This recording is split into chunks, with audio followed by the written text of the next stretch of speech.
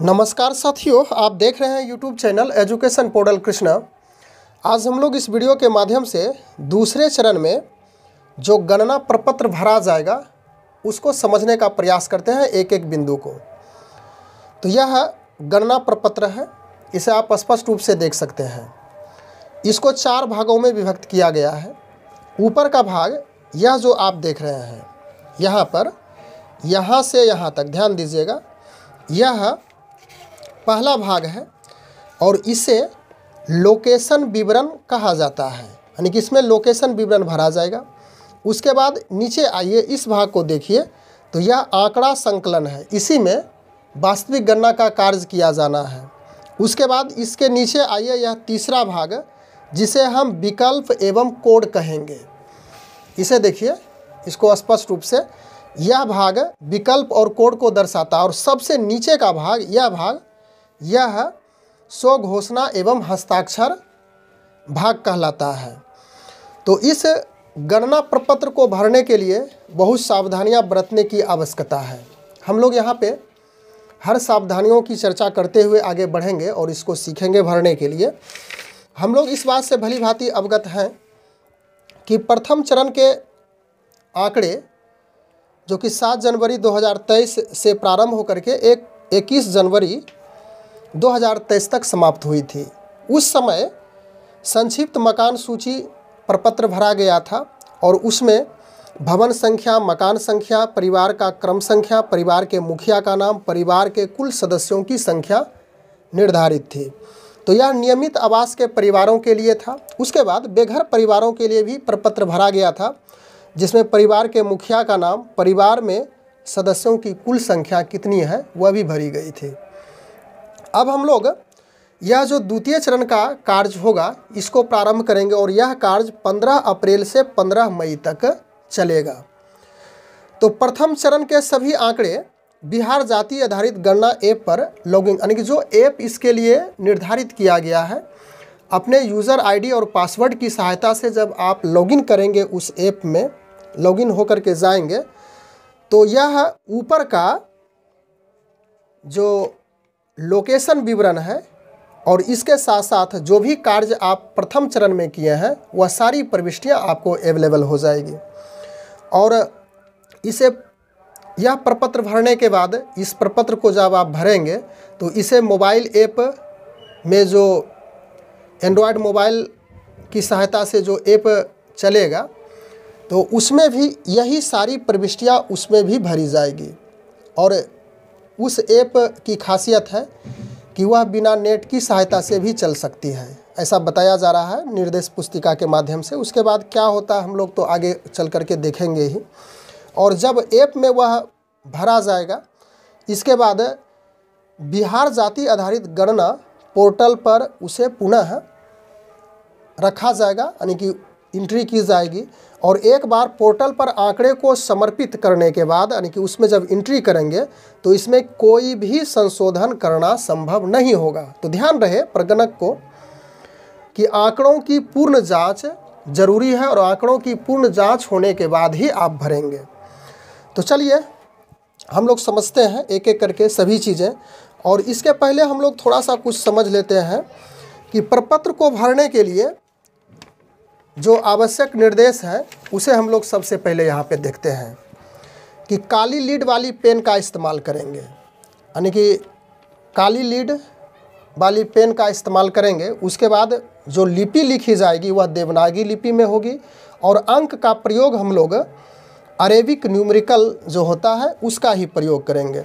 तो इसको समझ लें कि 1 शून्य को इस प्रकार से आप लिखेंगे, 1 लिखेंगे तो इस तरह से, 2 इस तरह से, 3 ऐसे होगा, फिर 4 लिखने के लिए आपको ऐसे करना होगा, फिर 5 ऐसा होगा, 6 इस तरह से, 7 ऐसा, उसके बाद 8 इस तरह से और 9 को इस तरह से लिखा जाएगा।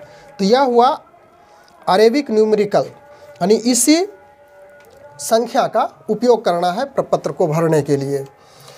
तो चलिए अब आगे बढ़ते हैं, प्रपत्र को भरना हम लोग सीखेंगे। तो यह शुरू में देखिए, बिहार जाति आधारित गणना प्रपत्र संख्या 1 है और यह वार कोड को दर्शाता है। तो इस वार कोड में ध्यान रहे कलम से कोई छेड़छाड़ नहीं करनी है। यह जो वार कोड है यह महत्वपूर्ण है। गणना के बाद सभी प्रपत्र को यानी कि जो भी प्रपत्र होगा इस वार कोड की सहायता से स्कैन कर मोबाइल के आंकड़ों से टैग कर लिया जाएगा और इसे सॉफ्ट कॉपी में रखा जाएगा। जिसे अतः वार कोड को छेड़छाड़ कलम से नहीं करनी है। अब आगे बढ़ें तो यहाँ पर है जिला कोड, नहीं यहाँ पे देख लीजिए राज्य है, इसको देख लेते हैं।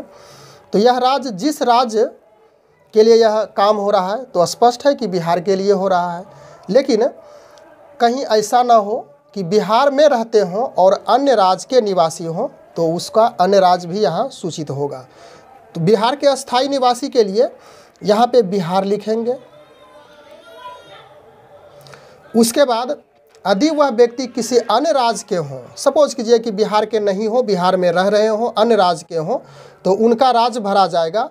और यदि जाति के नाम जाति सूची में अंकित किसी जाति से अलग बताया जाता है तो उसका मूल राज्य पूछा जाएगा। अब आगे बढ़े हम लोग प्रपत्र के इस भाग में। यह जो ऊपर का है लोकेशन भाग, तो यह कोड निर्देशिका में दिया गया है। या तो फिर मोबाइल ऐप में प्रगणक के लॉगिन करने के बाद यह कोड उपलब्ध हो जाएगा और मोबाइल ऐप को देखकर भी आंकड़े यानी इस आंकड़े को भरा जा सकता है।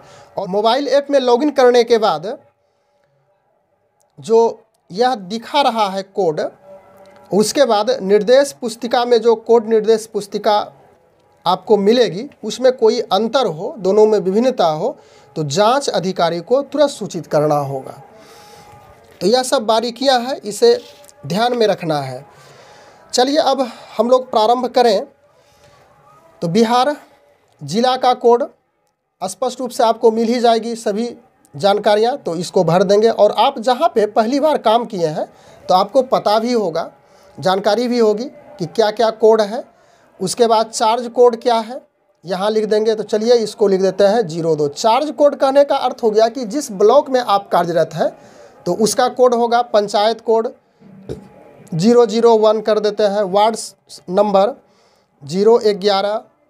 उसके बाद गणना ब्लॉक, आप यदि गणना ब्लॉक में काम किए हैं तो आपको इसका भी पता है, तो 002 कर देते हैं। और उप गणना ब्लॉक में यदि काम किए हैं तो इसका भी कोड आप यहाँ पे डाल देंगे। ज़्यादा परेशानी की बात नहीं है, आसानी से सभी प्रविष्टियाँ भरी जाएगी। मकान सूचीकरण अनुसूची के अनुसार से भवन संख्या, यहाँ पे ध्यान रखना है कि जहाँ पे शुरू से प्रारंभ किए हैं वह भवन संख्या यहाँ पे होगा 001 करते हैं। मकान संख्या 001, परिवार का क्रम संख्या 01, परिवार में कुल सदस्यों की संख्या 05। उसके बाद परिवार के किसी पुरुष सदस्य से जाति प्रमाण पत्र का क्रमांक यदि उपलब्ध हो, यदि अवेलेबल है, तो किसी भी परिवार का, उस परिवार में जो 5 सदस्य हैं तो किसी भी परिवार का यदि जाति प्रमाण पत्र है, कास्ट सर्टिफिकेट है, तो उसका क्रमांक इसमें लिखेंगे। यहाँ पे लिख दिया ब्रैकेट में यदि उपलब्ध हो तो, अन्यथा छोड़ भी सकते हैं। उसके बाद यहाँ पे गांव मोहल्ला है जहाँ पे आप काम किए हैं और इसका पता भी दे देंगे, ग्राम वर्तमान पता। तो चलिए यहाँ पे हम एक काल्पनिक लिखते हैं धौरी। उसके बाद जो पोस्ट होगा वह लिखेंगे हरपुर। फिर उसके बाद जो जिला है तो जिला में तो आप जो लिखना है, जिस जिला से धौरी है वह लिख देंगे मुंगेर। तो क्लियर हो गया। उसके बाद पिन कोड डालेंगे 81 32 11 कर दिए, स्पष्ट है। उसके बाद राशन कार्ड संख्या, यदि निर्गत हो तो राशन कार्ड संख्या लिखेंगे, लेकिन ध्यान रहे कि अंक को आपको पीछे से लिखना है। इस तरह से लिखेंगे 721 और इधर का जो कॉलम है इसको आप इस तरह से डैश कर सकते हैं, अन्यथा छोड़ भी सकते हैं। तो यह हो गया ऊपर का भाग जो कि लोकेशन विवरण को दर्शाता है। अब हम लोग आगे आ चुके हैं आंकड़ा संकलन, इसमें चलेंगे। आंकड़ा संकलन में तो यहीं पे कार्य करना है प्रगणक को, यह काफ़ी महत्वपूर्ण है, इस पे विशेष रूप से हमें ध्यान रखनी है। तो आंकड़ा संकलन में परिवार के सदस्य का नाम, यहाँ से प्रारंभ करेंगे क्वेश्चन नंबर 1 प्रश्न संख्या 1 से, और यह 17 नंबर प्रश्न तक आपको आंकड़ों को प्रविष्ट कराना है, यानी कि इसका संकलन करना है। यहाँ पर इसको देखिए, यह कॉलम दिया हुआ है, तो 1 2 3 4 5 6 7 8 9 10 11 12 13 14 और 15 हो गया। तो इसको समझना है कि इसमें एक परिवार में यदि 15 सदस्य हो, तो यहाँ पे तो परिवारों में कुल संख्या 5 ही लिए है, तो मेरा काम 5 तक कंप्लीट यहाँ पर हो जाएगा, इससे ज़्यादा बढ़ने की आवश्यकता नहीं है। लेकिन सपोज कीजिए कि कोई ऐसा परिवार है जहाँ 15 सदस्य है, तो आपको अंततः तक जाना है, सभी कॉलम भराएगा 1 से 17 तक। लेकिन कहीं ऐसा भी देखा जाएगा कि 15 से अधिक परिवार है, 16 परिवार है, 17 परिवार है, तो उस स्थिति में दूसरा सीट ऐसा ही सीट का प्रयोग करेंगे और उसे कंटिन्यू सीट लिख करके आगे बढ़ेंगे। लेकिन जब 15 से अधिक परिवार होगा तो जिला पदाधिकारी के द्वारा वैसे परिवारों की समीक्षा की जाएगी, उसके लिए पूछताछ किया जाएगा और इसके बाद फिर कंटिन्यू सीट दिया जाएगा, जो कि परगणक उस पर कार्यरत करेंगे, यानी काम करेंगे। तो सामान्य रूप से 15 से अधिक परिवार की संख्या हो नहीं सकती है, यह अन्यथा की स्थिति में यदि होगी तो कंटिन्यू सीट लेकर के काम किया जाएगा। अब आगे है इसका कि परिवार के सदस्य का नाम। तो चलिए एक यहाँ पे स्टार्ट करते हैं। तो ध्यान रहे कि भवन संख्या 1 में मकान संख्या में जो एंट्री किए हैं परिवार वही लिखा जाएगा।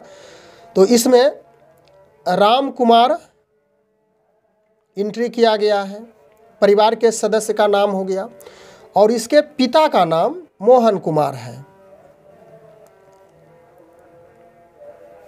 तो यह हो गया, तो राम हो गया बेटा और मोहन हो गया इसका पिता।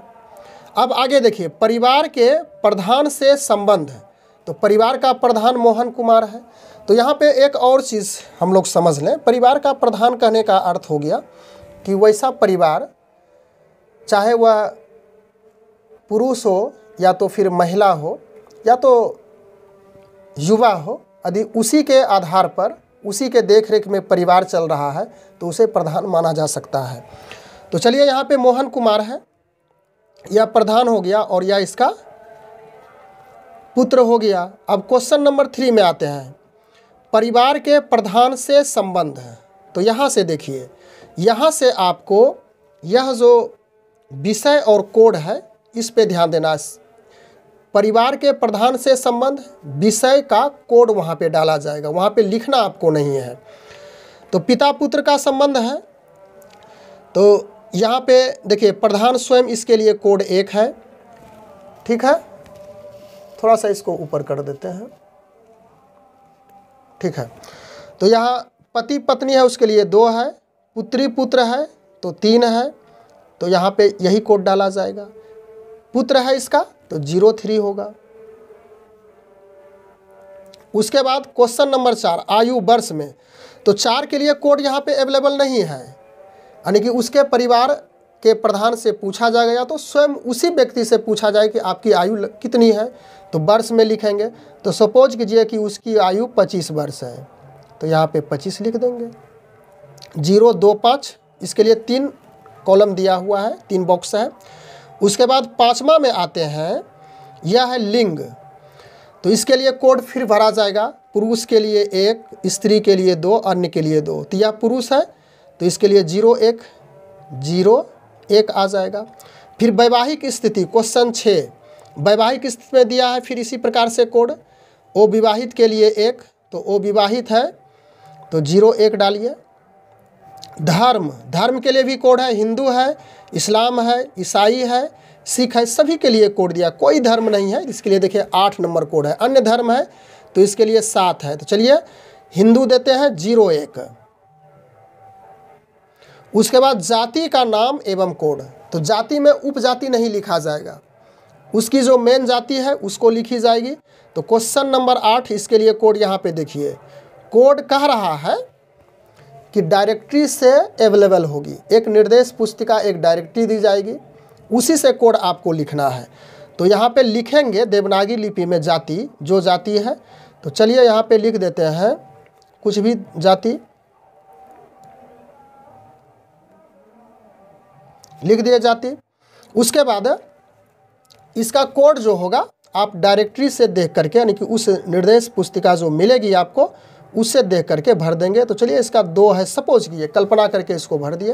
क्वेश्चन नंबर 9 में चले गए हैं शैक्षणिक योग्यता। तो शैक्षणिक योग्यता के लिए भी डायरेक्टरी यानी कि जो किताब है डायरेक्शन के लिए निर्देश पुस्तिका उसी से प्राप्त होगी। तो आप मैट्रिक है तो उसके लिए क्या कोड है उस किताब से कन्फर्म होगा, इंटर है तो क्या कोड होगा।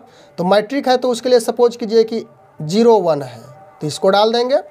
फिर कार्यकलाप, क्वेश्चन नंबर 10 है कार्यकलाप।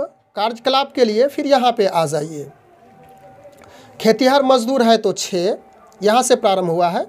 यदि सरकारी नौकरी है तो 1, संगठित क्षेत्र में प्राइवेट नौकरी है तो 2। तो इसको आप पढ़िए सावधानी से। सभी विद्यार्थी है तो 13, गृहिणी है तो 14, कुछ नहीं है तो 15, अन्य, कचरा। उसके बाद देखिए भिखारी के लिए भी कोड दिया हुआ है यानी कार्यकलाप में, यदि तो इसके लिए 10 होगा। तो यदि विद्यार्थी हैं तो 13 देंगे। तो चलिए यहाँ पे विद्यार्थी लेके चलते हैं राम कुमार को, तो यहाँ पर 13 डाल देंगे कार्यकलाप में। इसके बाद क्वेश्चन नंबर 11 में हम लोग आ चुके हैं आवासीय स्थिति में। तो इसका कोड यहाँ से प्राप्त होगा। पक्का मकान है तो 1, पक्का मकान 1 कमरा है तो इसके लिए 2, इसमें 2 या 2 से अधिक था तो जो भी है। तो इसको ध्यान रखिएगा कि जिस समय आप मकान सूची विवरणी को भरे थे उस समय जो काम किए थे उस समय जो आप जिस अनुसार से दिए हैं उसी अनुसार से यहाँ भी देना है। झोपड़ी यदि दिए हैं तो 0 यानी पक्का है या तो फिर कच्चा मकान है उस स्थिति के अनुसार। तो पक्का मकान दिए तो इसके लिए 02 होगा, तो यहाँ पर 02 कर देते हैं। फिर अस्थायी प्रवासीय स्थिति क्वेश्चन नंबर 12 में तो लागू नहीं है, बिहार के अन्य राज्य है, अन्य राज्य में नौकरी या रोजगार है। तो चलिए लागू नहीं है तो 01 यहाँ पे कर देते हैं। उसके बाद क्वेश्चन नंबर 13 में है कंप्यूटर और लैपटॉप। तो कंप्यूटर लैपटॉप है, हाँ इंटरनेट के साथ है, हाँ इंटरनेट के बिना है। तो चलिए 01 करते हैं, हाँ इंटरनेट के साथ है। उसके बाद 14 नंबर क्वेश्चन में है मोटरयान। तो 2 पहिया है तो 1, 3 पहिया है तो 2, इसका कोड देंगे। तो 2 पहिया के लिए 01 करते हैं। क्वेश्चन नंबर 15 कृषि भूमि, इसके लिए कोड 15 के लिए यहाँ पे आ जाइएगा।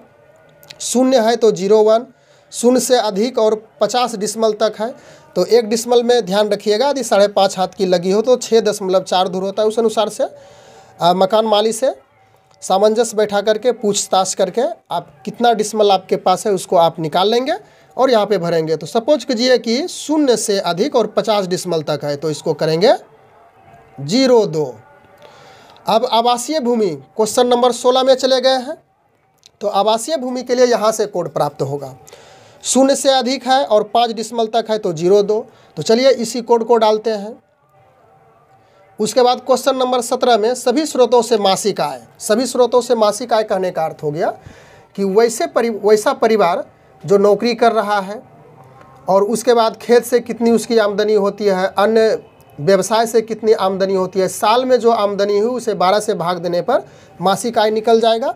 तो इसके लिए 17 नंबर कोड के लिए आप यहाँ पे ध्यान दे करके देख लीजिएगा। तो यहाँ पे देते हैं 04। आगे बढ़िए आधार संख्या।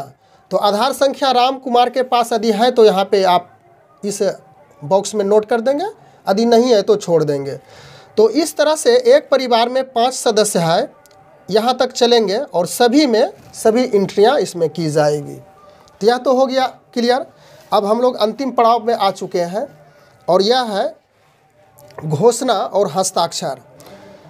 मकान माली यदि कन्फर्म हो जाता है, संतुष्ट हो जाता है तो वह कहेगा कि यहाँ पे मैं हस्ताक्षर कर दूँगा और उसे आपको पढ़ करके समझाना दी, वह पढ़े लिखे नहीं है।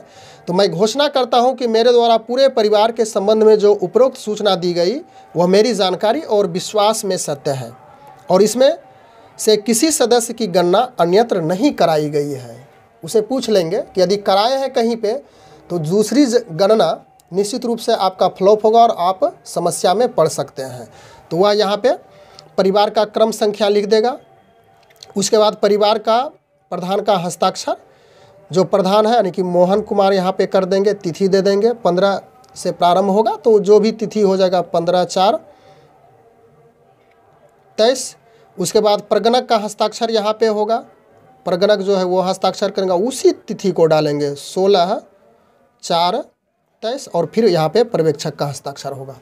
तो हम लोग इस वीडियो के माध्यम से जो महत्वपूर्ण प्रपत्र था और यह बिहार जाति आधारित गणना में इस प्रपत्र को पहले भरना है, भरने के बाद पुनः मोबाइल ऐप पे सारी प्रविष्टियाँ एंट्री कराई जाएगी और फिर उस प्रविष्टियाँ को बिहार जाति आधारित गणना पोर्टल यानी कि cbs.bihar.gov.in पे परिवर्तित किया जाएगा। और एक बार पोर्टल पर आंकड़े को समर्पित कर देने के बाद यानी कि दे देने के बाद इसमें कोई भी संशोधन करना संभव नहीं है।